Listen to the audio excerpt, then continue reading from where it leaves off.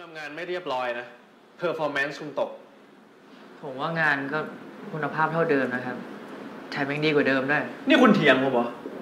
ผมเป็นเจ้านายคุณนะเว้ยผมดูคุณอยู่ตลอดเฮ้ยนี่แค่เรื่องคืนนั้นน่ะไม่ได้หมายความว่าคุณจะมีอภิสิทธิ์เหนือคนอื่นผมไม่เคยคิดอย่างนั้นนะครับช่างมันเลยยังไงระหว่างคุณกับผมมันก็ไม่มีอะไรอยู่นานๆทีให้ผมได้กินของถูกข้างทางบ้างก็ดีมันก็พอกินได้นะแต่จะให้ผมกินตลอดชีวิตก็คงไม่ไหวเสียสุขภาพถ้าจะพูดดูถูกกันขนาดเนี้ยผมขอลาออกครับ